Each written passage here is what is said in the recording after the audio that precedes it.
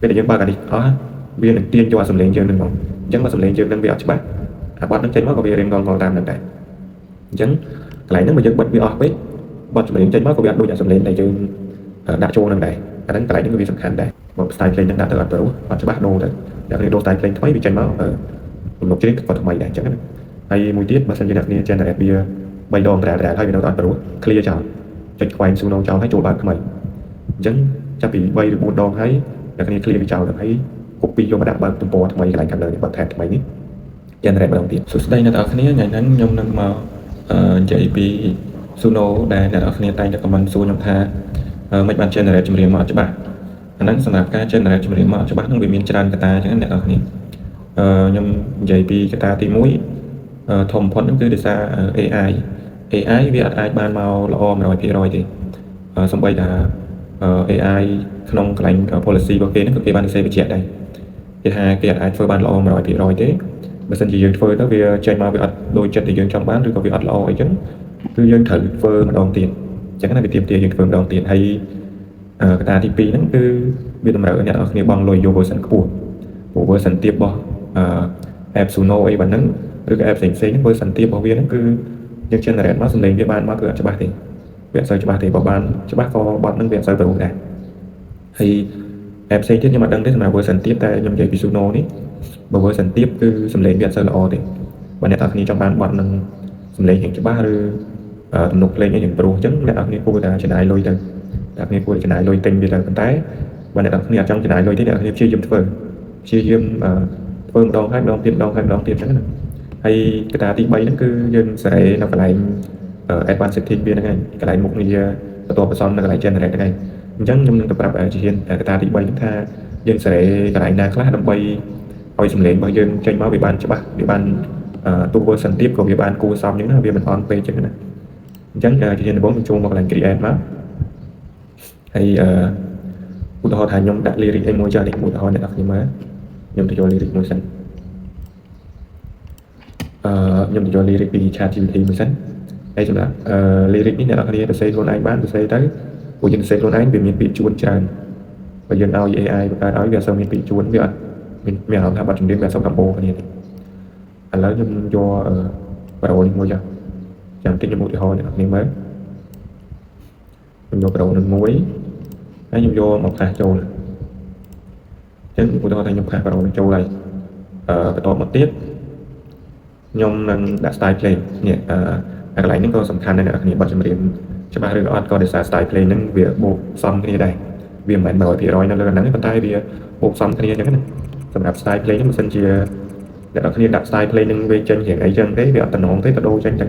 ហើយ style play ហ្នឹងយើងអត់ប្រហែលរកទេអ្នកនរគ្នាទៅរកពី website ChatGPT ឬក៏បើយកពី ChatGPT មកហើយវាអត់សូវព្រោះអ្នកនរគ្នាគួរទៅយកពីGemini ក៏បានយកពី Grok អីក៏បានដែរ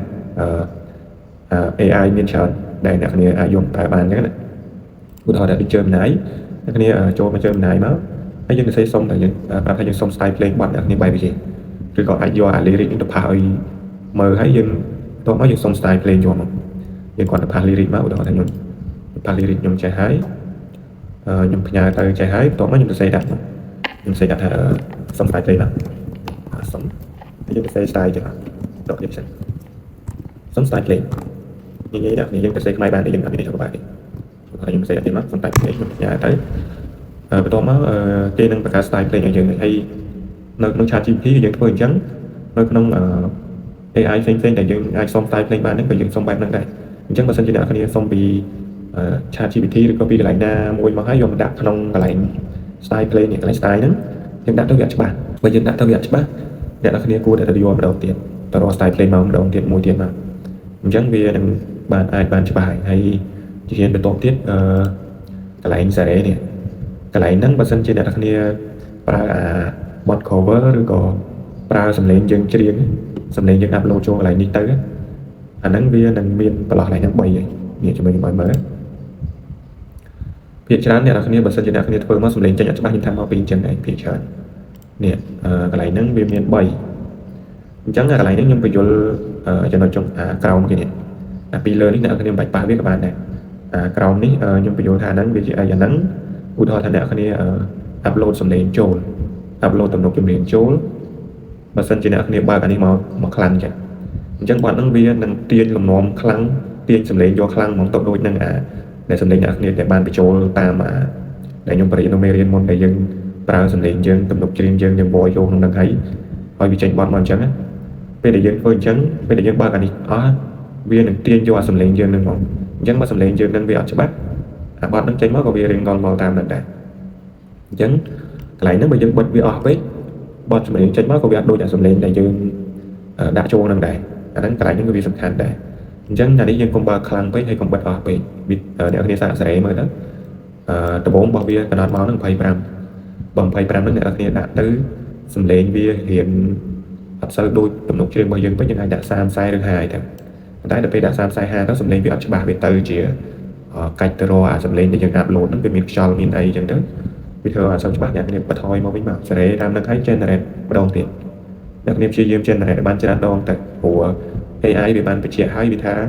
វាអត់អាចល្អឥតខ្ចោះទេអញ្ចឹងណាថ្ងៃហ្នឹងខ្ញុំចង់មកប្រាប់អ្នកគ្នាប៉ុណ្្នឹងសិនពាក់ព័ន្ធជាមួយនឹងមិនបានសម្លេងអត់ច្បាស់មិនបាន generate មកឲ្យសម្លេងវាចេញមកអត់ច្បាស់អ្នកគ្នាព្យាយាមធ្វើតាមចំណុចដែលខ្ញុំប្រាប់តាំងមកហ្នឹងទៅចំណុចដំបូងហ្នឹងយើងព្យាយាមដូរ style ភ្លេងហើយយើងពិនិត្យមើល lyric របស់យើងហើយបើនៅវានៅតែអត់ច្បាស់ទៀតអ្នកគ្នាព្យាយាមសេរីទេតែអាហ្នឹងបើសិនជាអ្នកនរគ្នាអត់បានប្រើសម្លេងយកមកអាប់ឡូតចូលកន្លែងនេះទេ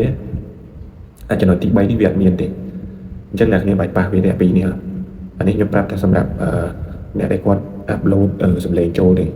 អាប់ឡូតសម្លេងចូលដល់ខាងលើនេះអញ្ចឹងយើងអាចសេរីអាហ្នឹងបានយកច្បាស់ឬក៏អត់ចឹងទៅ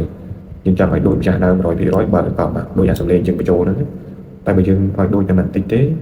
អ្នកគ្នាបន្ថយវាមកហើយសម្រាប់style ភ្លេងហ្នឹងបើ style ភ្លេងហ្នឹងដាក់ទៅអត់ព្រោះអត់ច្បាស់ដូរទៅអ្នកគ្នាដូរ style ភ្លេងថ្មីវាចេញមកទំនុកច្រៀងក៏ថ្មីដែរអញ្ចឹងណាហើយមួយទៀតបើសិនជាអ្នកគ្នា generate វា3ដងដដែលហើយវានៅតែអត់ព្រោះ clear ចោលចេញខ្វែង Suno ចោលហើយចូលបើកថ្មីអញ្ចឹងចាប់ពី3ឬ4ដងហើយអ្នកគ្នា clear វាចោលទៅហើយ copy យកមកដាក់បើកទំព័រថ្មីកន្លែងខាងលើនេះបើក tab ថ្មីនេះ generate ម្ដងទៀតអញ្ចឹងសម្រាប់កន្លែងសេរីឲ្យច្បាស់ឬក៏អត់ហ្នឹងគឺខ្ញុំបញ្ជាក់អ្នកគ្នាគឺមានតែប៉ុណ្្នឹងទេចំណុចដែលសំខាន់ហ្នឹងកុំភ្លេចមើល version របស់អ្នកគ្នាផងបើ version ទៀតអត់បង់លុយបាត់វាអត់សូវល្អទេដូចខ្ញុំបញ្ជាក់អញ្ចឹងវាល្អត្រឹមមានកម្រិតដែរបើអ្នកគ្នាចង់បានល្អគូសំដែរយកបង់លុយយកកម្រិត Pro នេះដែរហើយវីដេអូខ្ញុំមានតែប៉ុណ្្នឹងទេអ្នកគ្នាបើសិនជាអ្នកគ្នាគិតថាមានប្រយោជន៍ជួយចុច like ហើយ comment សួរអីបន្ថែមនៅខាងក្រោមបានបាយ